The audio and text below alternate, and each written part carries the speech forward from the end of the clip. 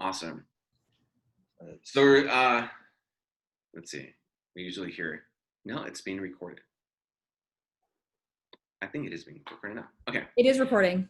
Yep. All right. Awesome. All right. Well, welcome everyone. Once again, my name is Salvador Becerra, and I'm your school counselor here at Elite Academic Academy. And we're joined today by Dr. Vega, who's a long-term friend of mine and has done an amazing work in helping families and other young adults by being a doctor. So I want Dr. Vega to talk to you, all of you, about what are some of his experiences, what got him to where he is today, and some of the joys of being a doctor. Cool. Take it away, Dr. Vega. All right. So thanks for having me. I think it's a good opportunity. Sal reached out to me, and like I said, we've known each other for a little while. I think most of your students or whoever's on the call are probably juniors, seniors, maybe, or I'm not sure what grade they are in high school. Juniors and seniors. We have one that's right now. Yeah. Okay, cool. So I think that's kind of the best time because things are heating up as far as what you think you're going to do with life, or where you want to go, or what you want to choose. And so I remember, honestly remember being in that situation. It's been a little while, but just don't know. I was fortunate enough that I knew that I really liked science. Biology was kind of my thing. I wasn't really that great at chemistry. I did good in school, but more than anything, I really knew that I wanted to help people. So I think at least in high school, my senior year, I was able to go to school for just half a day. So I used the other half of the day, my afternoon, instead of maybe just hanging out or being with friends. I got a group of friends together, and we started going to schools and kind of mentoring some of the grade school kids and helping them. It was like and tutor them. So it was like a tutor and mentoring program. So along with that, we did that for a year. Ended up winning a pretty cool award, a state award that almost went national because of the program that we started. And then during that time, I played golf with one of the local docs, and he was real nice. He kind of led me he gave me insight into medicine. He invited me to go to, I grew up in a town of like 10, 12,000 people. So he invited me to go to the hospital, maybe see some patients, went into a few surgeries. And I was interested. He's a family doc. So family medicine, there's a bunch of different branches, right? So family medicine, and he did everything.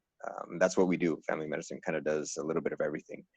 We'll talk about that in a little bit, but really, he just set forth kind of like, at some point I knew I wanted to go into medicine. I thought I wanted to be a pediatrician. And my goal was essentially get into college, which I did, went to school. School wasn't easy, but it was hard, and got pretty decent grades, and kind of started to do a lot of the, thank you. Stayed pretty active doing community service stuff, which is kind of same in the realm of helping people. And then applied to medical school, and actually I didn't get in the first time. It's pretty tough. It's pretty competitive. I applied again, just didn't back down from it. Tried to work on my CV and tried to do better, and applied a second time. And in that time, I met a representative from the school that I went to. So I went to medical school in Guadalajara. I did my undergrad in New Mexico, so University of New Mexico. I'm a Lobo. And I went down to the school for a month for a program that they had, and it was pretty amazing. I spoke Spanish pretty fluently, but the first 4 hours of the day was a medical Spanish terminology course, and then the last 4 hours of the day, we actually worked out in one of the clinics in the city. So It was just these little tiny clinics, and they would help people. Um, very rustic, but very cool. So, we learned how to take blood pressure and how to take vital signs, and worked with some of the medical students. Very, very, very, very basic, um, very rustic, even though we were in the middle of the city. So um, it was cool, and I loved it, and I met some people there that were great. So I applied, I got in, and I stayed down there. So my medical career was 4 years down there. It was wonderful. Um, I ended up staying and doing a social service year there and intern year there. So it was 4 years of medical school. I did an intern year, which I was out in this town of, it was like 5,000 people, something like that. It was a tiny little hospital. I drive back and forth an hour to work every day. And um, I learned more medicine in that year than I ever have throughout the rest of my training, really.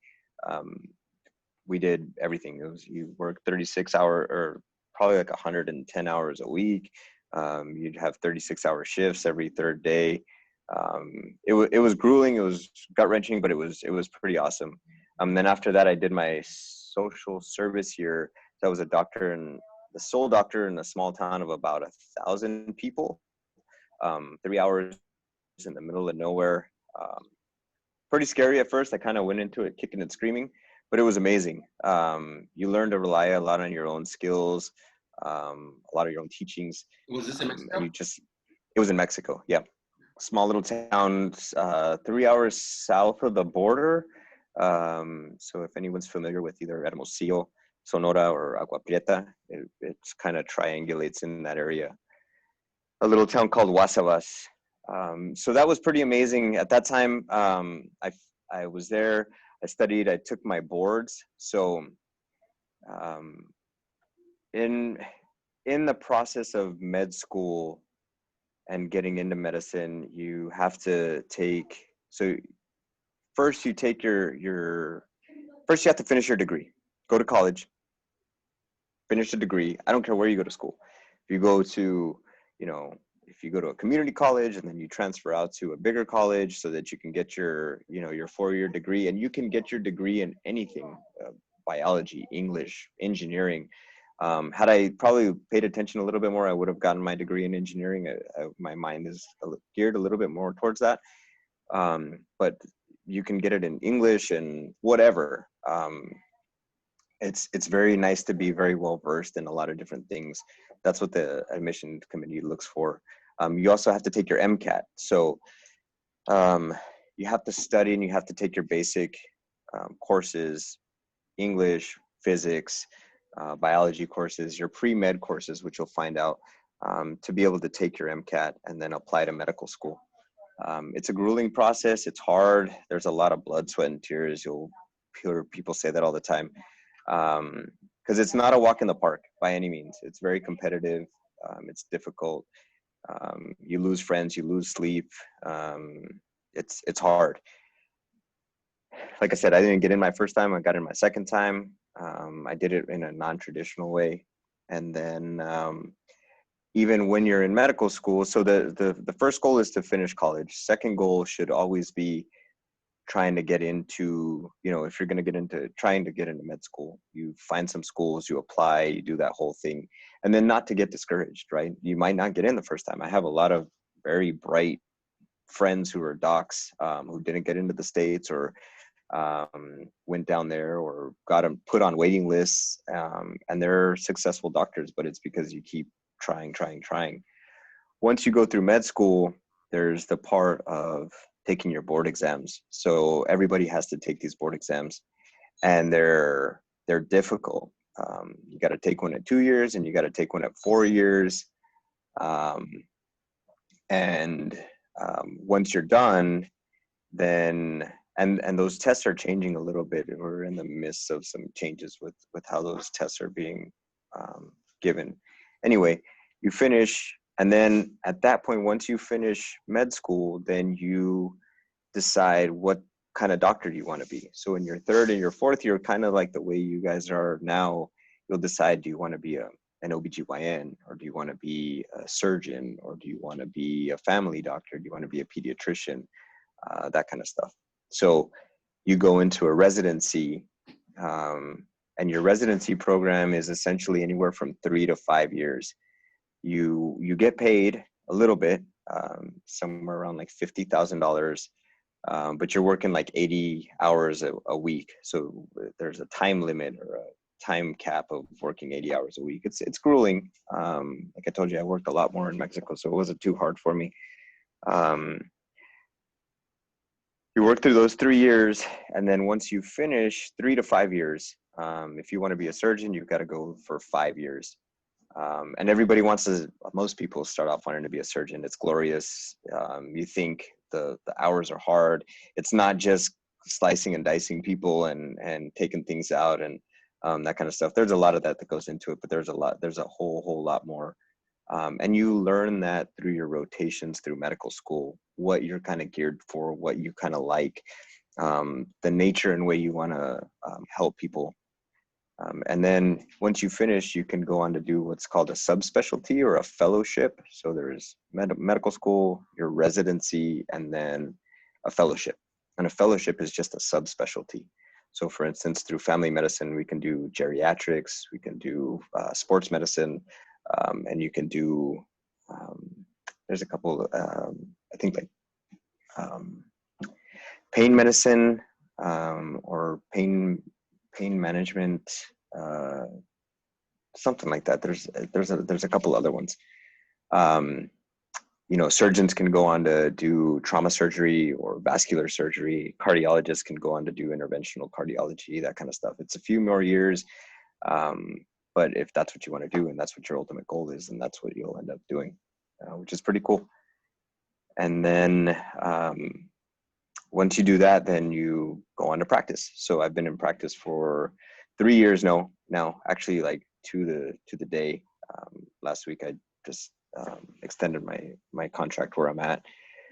Like I said, I wanted to be a pediatrician. I ended up not getting along with pediatricians, which is funny. I just didn't feel like I fit in there. So family medicine is where I really truly knew where I was going to be. And we do everything.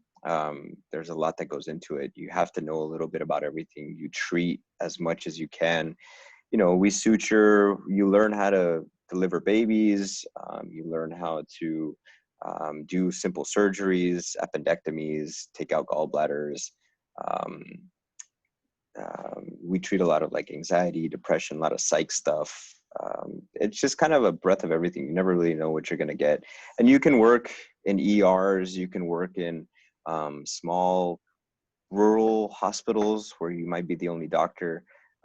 You can work in clinics the way I do. There's a bunch of different opportunities, a lot of different things that you can do with family medicine. And it's actually one of the most needed branches of medicine at this point, because there's primary care is back to being one of the most essential practices in medicine at this point. And that's kind of my story. That's where I'm at now. But there's more to it. I don't know if you have more questions or you want me to kind of elaborate on other things, different aspects of medicine. We do have a question. One of I saw that. I couldn't see it. Ashley said, were you the first in your family to go to medical school? I am. So I guess background. My parents are both from Mexico. They are from Nogales, Sonora. So they were born there. They grew up there.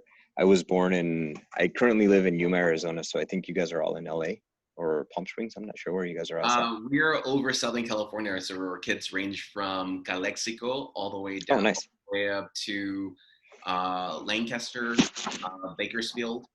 Okay. So we have students all over.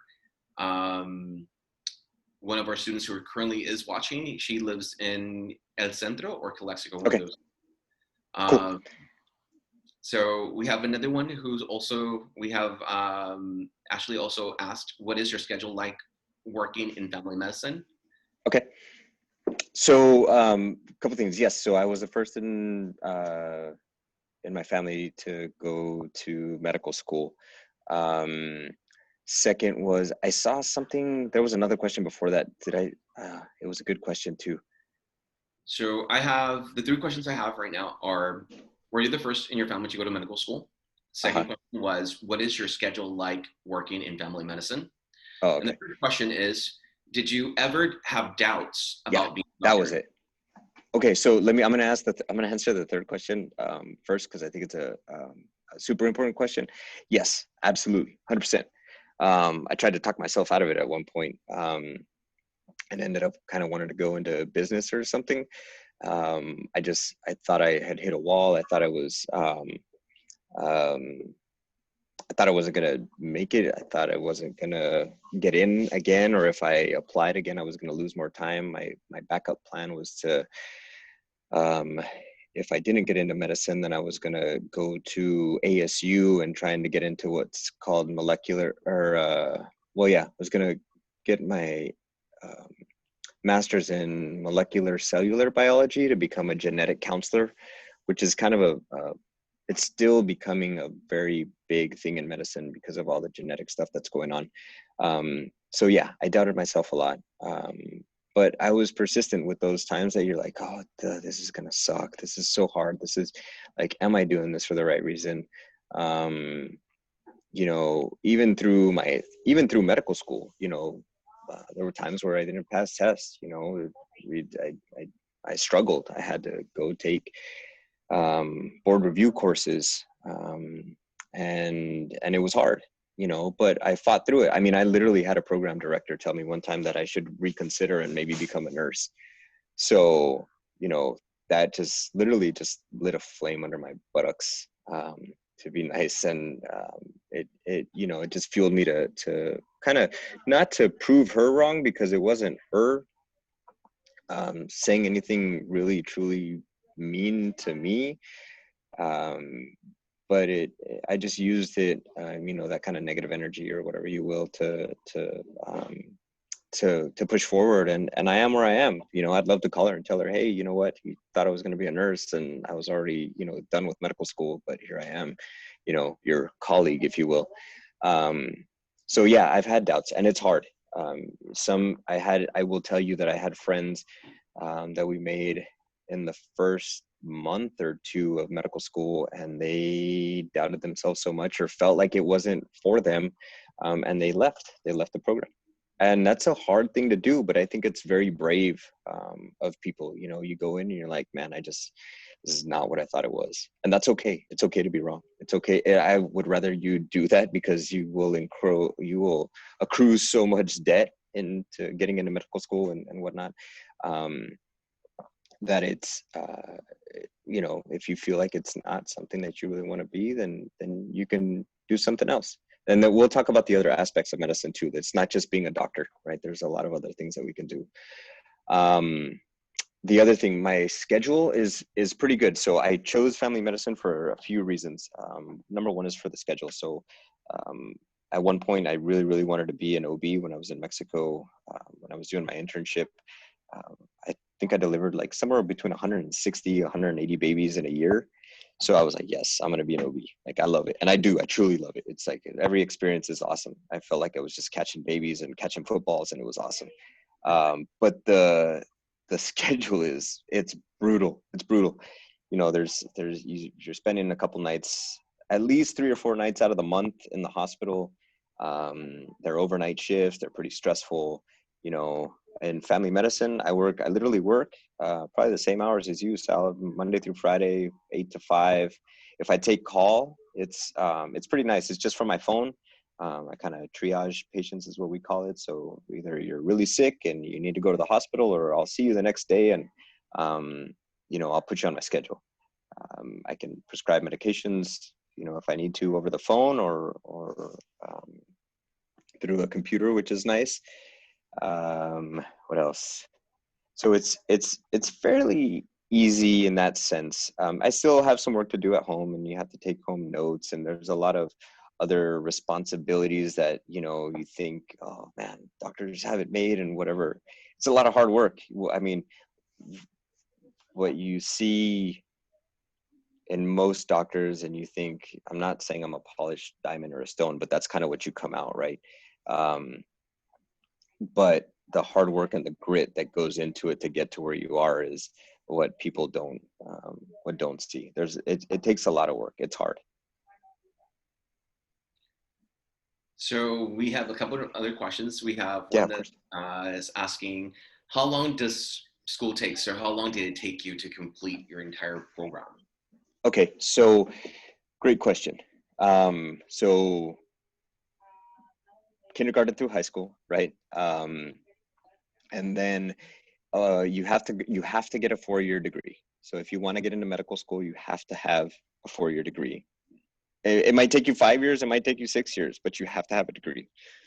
Doesn't matter what it's in, as long as you do your prerequisites, your pre-med requisites, you'll be fine. So you can take the MCAT. That's essentially why you have to do it. So most people end up going into biology and chemistry, or maybe engineering, because by the time you're done with your pre-med recs, you're essentially getting your degree in biology. So why not take a couple more courses and make it easy that way? The thing is that if you don't get into medical school, it's like, what do you do with your biology degree?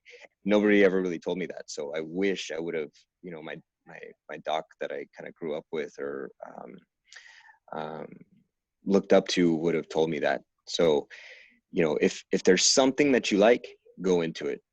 Quick example is my brother thought he was going to be a dentist, and when he went to school, he hated the biology part of it. So I was like, dude, just take some classes and see what you like. He took some criminology classes, some sociology classes. I took them with him just because I needed to too, and I really liked him. He ended up going into law school, and he loves it. I took a law school class with him, and I hated it. I was like, man, this is terrible. I was off early from one of my semesters, and he still had a class, so I went to law school with him. And at one point I wanted to be a lawyer too, and I'm thankful I'm not. It wasn't for me. I knew I wouldn't have been happy there. So I'm good. And he helps people in different ways too. So we've had those conversations. It's just a different way to help people. That's awesome. So it seems like you do your 4 years or 5 years of Yeah. undergrad. So sorry. Yeah. 4 years of undergrad, 4 years of medical school, right? So that's 8 years. Um, so if you work in college, you might make a little money. There's 4 years of medical school where you will not work, that you just won't have the time to, so you're not making any money. That's the hard part, because your buddies might be done with school and might have a job and might be making some money. You'll be broke and owing a lot of money, but that's okay. That's beside the point. Um, and then you get into residency. So residency, like I said, is anywhere from 3 to 5 years, minimum 3 years. You'll be making okay money. You make $50,000 a year. You'll be living at the hospital and eating hospital food anyway, so you don't have a whole lot of time to spend it. And then after that, you either go into practice or you go to do a fellowship, or a subspecialty is what they're called. That's awesome. Did you ever think about not having enough time for your family being a doctor? Absolutely. So that's a great question. When you go into it, and when you're further into your third or fourth year of medical school, that's where you kind of decide. You will have rotated through lots of different specialties, through OBGYN, through surgery, through internal medicine, through family medicine, through pediatrics, and you learn and you see, and you kind of see where you fit in, right? I had mentioned that I wanted to be a pediatrician. I don't vibe with pediatricians. There's a different thing there. I get along really well with surgeons and with orthopedic surgeons, but the schedule is crazy. I mean, you're on call numerous hours out of the day. You have to go to the hospital, that kind of stuff. Medicine's changing a lot so that their call isn't as bad as it used to be, but it still requires you to be there. If you're the on-call surgeon, something comes up in the middle of the night, you have to be there. That's just your job. That's what it requires. So I am fortunate enough that I get to do exactly what I like to do, what I love to do, help people the way I like to do. I work in what's called a community health center, or a federally qualified health center. And I work with Hispanic people. It's who I relate to the most. I treat Blacks, whites, Native Americans, everybody. But I spend most of my days speaking Spanish and helping people that really need our help. There are a lot of patients who are lower income or very unfortunate, may not have insurance. So I get to help them, and for me, it's super rewarding. It's probably the aspect of my job that I love the most. Awesome. How do you keep up with? How do you keep up to date with all the changes in medicine? It's tough. So there, once you're a doc, and people, they'll tell you, you never stop studying, right? It's something that's ingrained in us. You always try and keep learning, but you have to do what's called continuing medical education, so CME. So you've got to do a certain amount of hours every year or every 2 years, and you've got to fulfill those hours. So you're always doing some kind of educational work to try and keep yourself up to date. The other thing too, the other test that I forgot about is your board exam. So you don't have to be board certified, but once you're finished with your residency, you'll hear if a doctor is board certified or not. You should take it. You'll want to take it, and if you fail it, you'll have opportunities to take it. But yeah, you take it, and you should be board certified. I am board certified. I took mine. It's been 3 years ago, and you have to take it every 10 years. That's a whole nother story, but and that's changing too. So they want you to take it a bunch of different tests every 3 years now instead of every 10 years. So things are changing in medicine, and you're always getting updates. My email is full of stuff, information on how medicine changes. I'm fortunate enough that in the clinic that I work at, that I don't have to keep up with the insurance changes and that kind of stuff. There's not maybe as much as other doctors would if you're private practice. So I kind of shield myself away from that and it helps decrease my stress. Awesome. This is another good question. What is difficult to get? Was it difficult to get the residency of your choice after graduating medical school in Mexico? I would say yes. So once I graduated, and it's becoming tougher every year. So what I mean by that is, once you go through school and you go through the application process, you will you'll apply to residency, and there's a couple things that happen. So if you have the programs can put filters in to say we want this kind of applicant, right? So they can say, oh, you've taken your board exam and you've failed it. So if you failed it, they might say, oh, if they failed it once, they're going to filter all those candidates out, right? So done. If you failed it, you're it's going to be super difficult unless you know somebody. If you've rotated somewhere at the hospital, they know you and they know that you're capable of passing and you're going to be fine, then you're going to be okay. Some might not want foreign graduates. There are schools or residency programs that have had difficult or bad experiences with certain foreign graduates. So they may put a filter in that kind of takes you out. It's becoming harder, but it's not impossible, right? It's definitely not impossible. So my reason to talk to you guys is also not to discourage you, because everything is possible. Did you ever think you might be unhappy as a doctor? I don't, and I think that's a tough question, because I never base my happiness on becoming a doctor or who I would become. It's probably more of an intrinsic thing that I felt like as long as I was doing something that I enjoyed, and I knew that helping people was going to be that, then I knew I was going to be happy, right? I knew that if I would be frustrated, or I thought it would have sucked if I didn't get into medical school for whatever reason, but I made a plan B kind of on the fly. So I kind of fly by the seat of my pants. It's hard for me to plan, which makes it hard for me to study and do stuff sometimes. So I really have to tie myself down and focus pretty hard, because it's hard for me to plan sometimes. So yeah, that's essentially it. Awesome. And I'm assuming that you work on weekends as well sometimes, right? No, I don't. So I actually work Monday through Friday. Monday through Friday, and that's it. I do, if I'm on call, it's not bad. I will tell you, call for me is not terrible. I had probably the worst call month of my career on probably like 3 months ago in the middle of COVID, where I think I got probably, I think it was like 30 calls in the span of a month. Like 20 of those calls was in the span of 2 days. But that's an outlier. So for me, call is really not that hard. It's really, really not that difficult. And I don't have to go to the hospital. I don't need to. If I want to go to the hospital and see a patient, I'll go. But I call is not difficult for me as a family medicine doctor. What kind of skills or what kind of special skills do you need to have as a surgeon? So none really. Everything that you will develop, or everything that you will need, you will develop when you're in residency.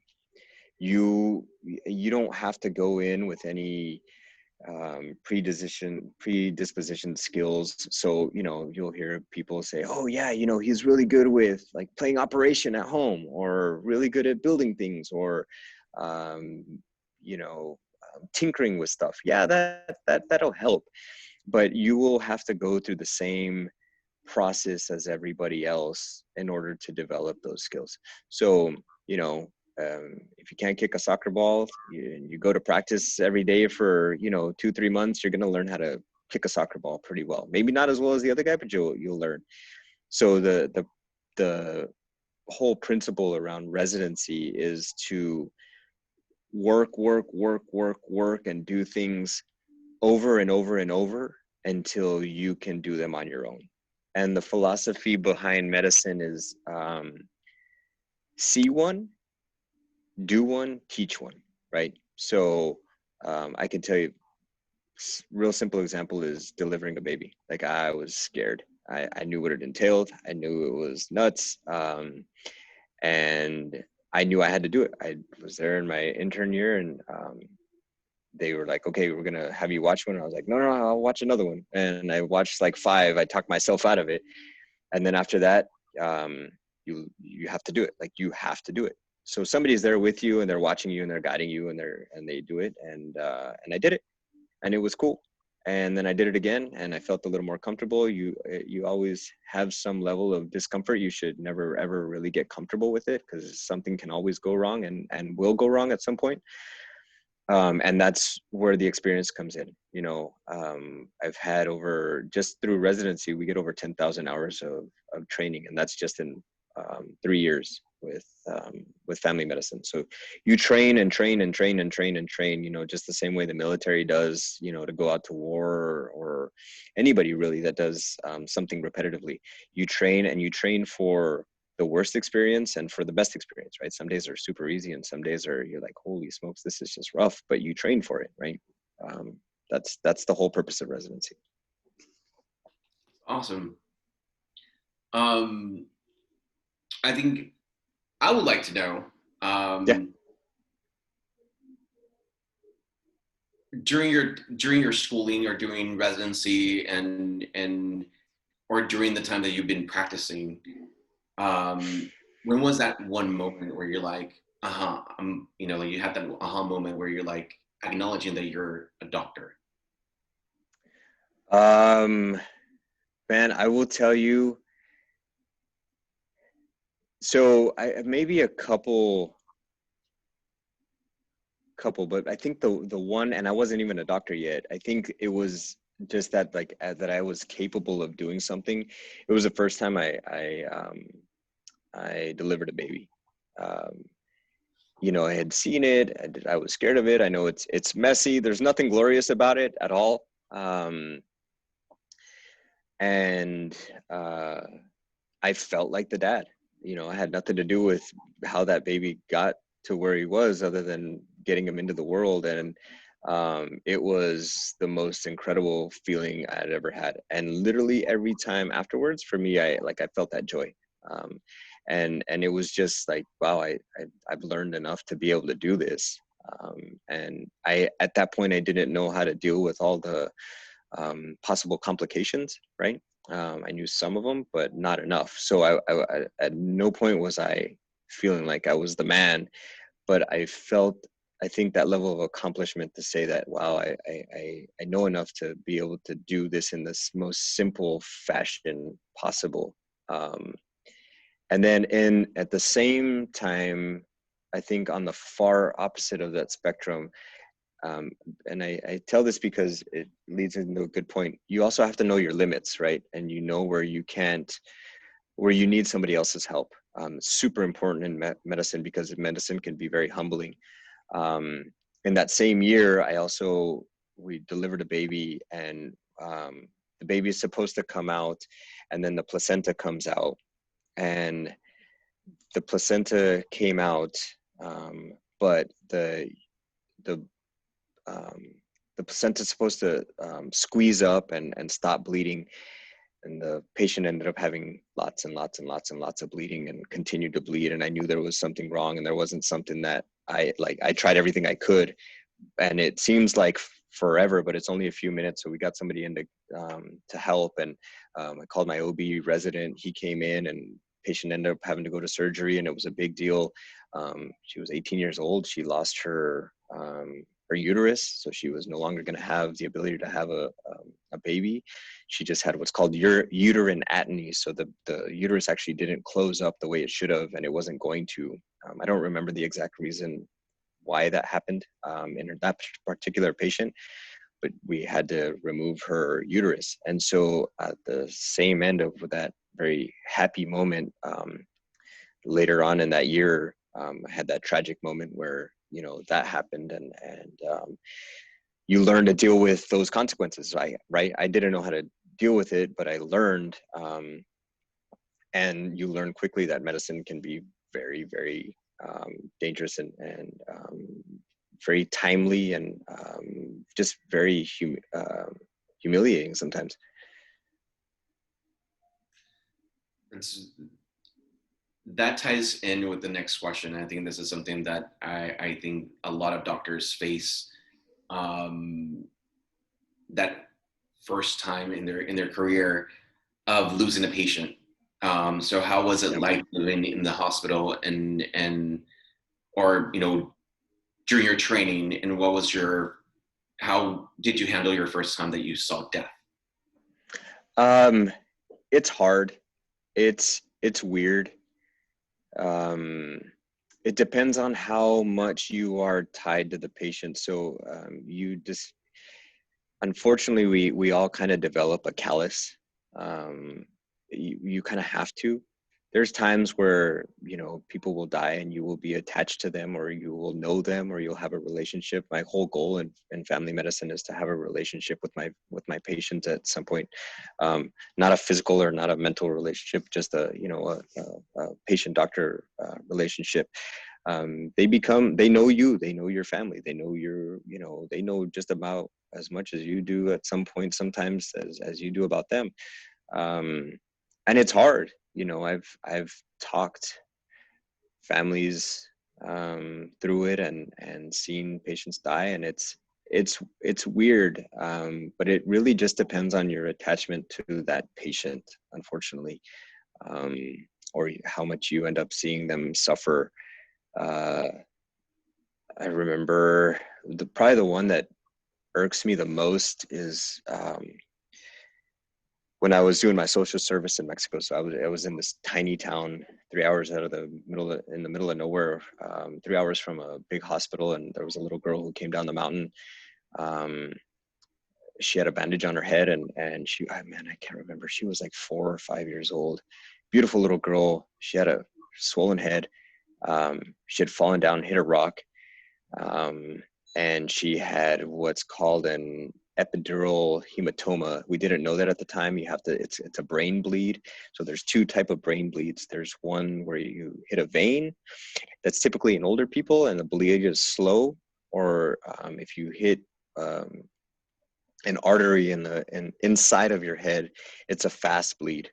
Um, and I just knew there was something that was wrong when I saw her, and all I could do was put a bandage on her, and send her in the ambulance, and hopefully that she would be all right. I interacted with her for maybe 5 minutes, and I think that 5 minutes was even too long.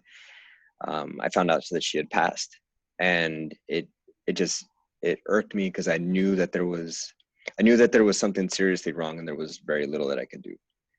So much that, I mean, it still bothers me today. There'll be times where I just kind of think about it, and it's not like a PTSD or anything, but it's one of those experiences that you kind of have to live with. And it's just sad, and it's unfortunate, and we all go through that, and there's a lot of decompression that hopefully you find somebody, or you have a spouse or somebody that you can talk to about those kind of things. Awesome. So I hear that there's the importance of a support system Yeah, that for sure. that has helped you get to where you are today, whether it's through medical school or through those hard situations or circumstances that you find those unique cases that really stuck with you. For Um, sure. there is a question that I think deals with, and I think it goes across the board, no matter what industry you belong to. But it seems, Right. how do you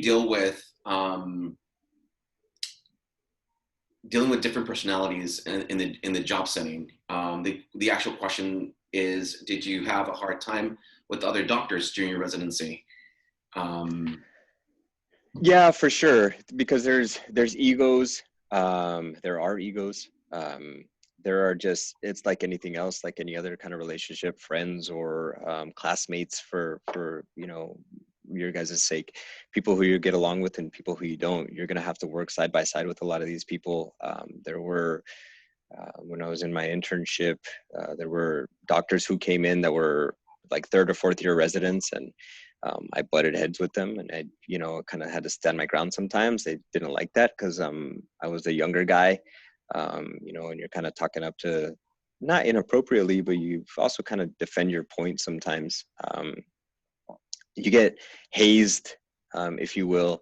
You get bullied, if, to put it into kind of simpler terms. Um, and you're not at their level. You don't have their, maybe their knowledge or their experience, really is where what it boils down to. But you try and defend yourself, and it makes it hard.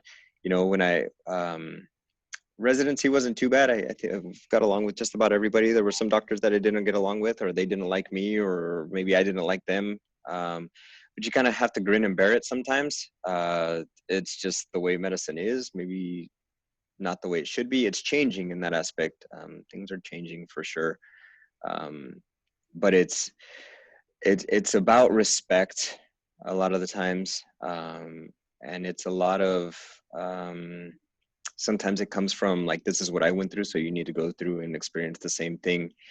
But what needs to change in that is the evolution of just life, right? Just because I did it and I got beat up and I knew it sucked doesn't mean that you have to suffer through that same thing. Let me try and facilitate it so it can be better, so you can learn more, and I can actually teach you, and you will get a better experience out of it.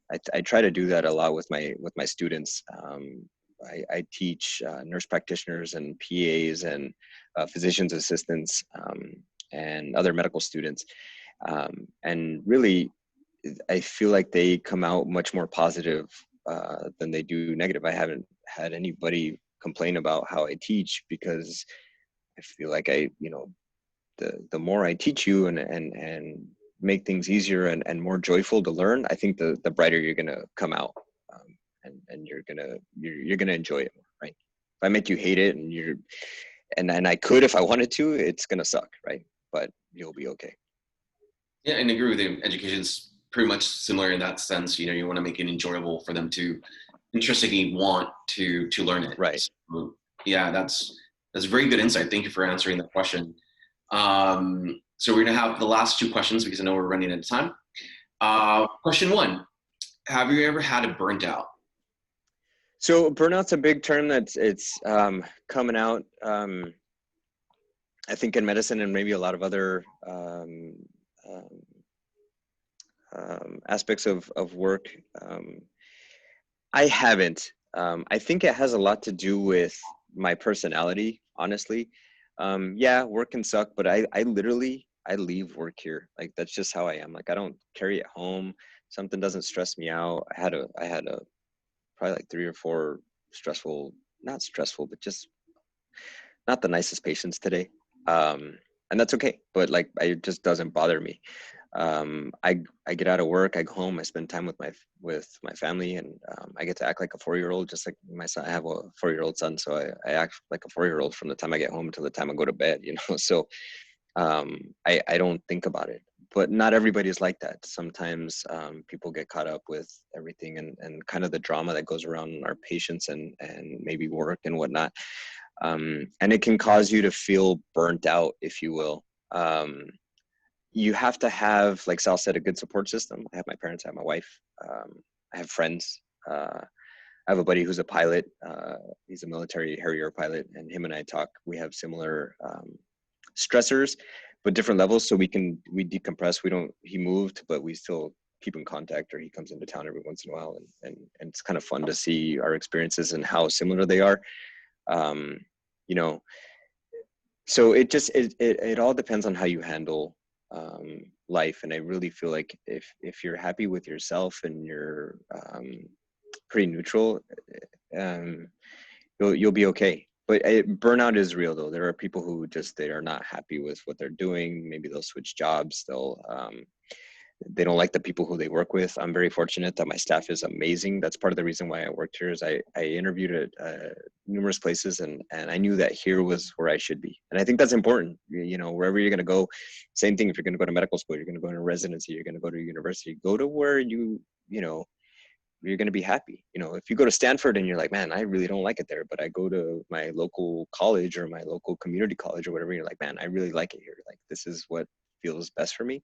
Do what feels best for you, not what everybody is trying to pressure you into. And with, you know, social media and stuff these days, everybody thinks that everybody's living this perfect, wonderful life. And it's not always like that, right? You got to do what's best for you, what's best for your school's expensive, you know, super expensive. I can buy you a very nice house and a very nice car with the amount of student loans I have. And that's unfortunate, but I've got to pay those off. And it's part of the process, and we all, for the most part, have to go through it, but it's okay. You also don't want to, you know, overspend while you're going to school and say, hey, you know what, I'm going to make it up as a doctor. And you know, and you end up with like $600,000 in debt. You're going to, you know, regret it for a long time. Good point. And then the last one that we'll ask you for tonight is, Yeah, sure. It deals with the balance of life. Yeah. And so, what do you do to keep your life balanced with work and your personal life with your family? So, right, it's hard. So for me, I found a profession that I found an aspect of medicine, family medicine, which I thought was going to be the best for me. Like I said, at one point I wanted to be a pediatrician. At one point I wanted to be a surgeon. I found out little by little that that wasn't going to be what I liked. I knew that if I got into family medicine, I would be doing clinical medicine, and I really, really didn't want to be doing clinic and going to the hospital.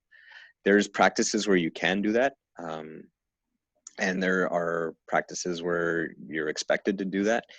I'm not, which is nice. Medicine is evolving a lot in that, so that what you do here in the clinic, unless you're in a very small town, you don't have to go to the hospital. There's hospitalists or internal medicine doctors or family medicine doctors who only work in the hospital. So you see a patient here, if you send them to the hospital or they're in the hospital, once they're out of the hospital, they get brought to you and you continue their care. You don't have to follow them in the hospital the way it used to be. That's the way it used to be. You see your patient here, send them to the hospital. You got to go work them up in the hospital and then keep seeing them in the hospital until they're out. And then you see them again in the clinic. So just brutal. Medicine has evolved very friendly into that. It's not as difficult anymore, but still pretty hard. And my balance just comes from, I mean, Sal, you know me fairly well, right? But I'm very lighthearted. I don't take myself serious. If anybody's going to make fun of me, I'll be the first one to do it before anybody else. Sure. And and I really do. I just disconnect once I'm done. Like I know I have to, like I'll be on call. I also do medical directorship for hospice in town, and so I get texts and calls from nurses and have to prescribe medications and stuff. But it takes a moment and then I'm out. So I literally just jump into that seat and jump out and I'm good. I try to work out most days 4 to 5 times a week. I picked up jump roping, so that's kind of like I get into my own zone and kind of get out of my world. And um, you find something that you love. And honestly, I think for me personally, it's my son. I get to go home and be a 4-year-old. Like I totally forget about work. And before that, it would be, either spending time with my wife or I'd go play golf or, I think working out is really one of the best things that you can do. Um, Try to sleep when you can. I don't sleep that much anymore because my little guy goes to bed late and I wake up early. So it's hard, but it's okay.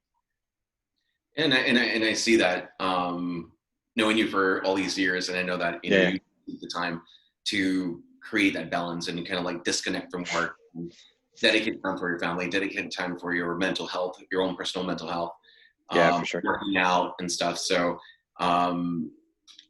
I myself thank you for joining us today and sharing a little bit light of what you do and Yeah, what you're welcome. to your job and how you got there. So I thank you so much for all your insight. And on behalf of the Lead Academic Academy, I thank you and me saludas Adriana in LA. Let them know I Yeah, said. for sure. I will. Thank you for having me, Sal. I appreciate it. I mean, if you ever want to do it again in the future, I'm a pretty open book, man. I'd love to help people, and I know your students are kind of in a similar situation that I was in, and these questions about doubt and is it the right thing to do and that kind of stuff. It's important, and it's not just for every. It's not just medicine. It happens for every job you want to go into or whatever career opportunity you're seeking. Awesome. Thank you so much. Yeah, of course. And if you're ever in San Diego, let me know. I'm there all the time now. Awesome. I'm going to wait until this whole COVID thing blows over, which is going to be like another year and a half. This is the first time I am not wearing a mask in a while. Please, everybody, take COVID serious for a while. It's very real. It's sucked for a long time. Yeah. Well, one thing settled down. But I will. I'll take you up on that at some point. Okay. Awesome. All right. Well, thank you, everyone, and have a great night. Cool. Thank you, guys. Appreciate it. Yeah, you're very welcome. Have a good night.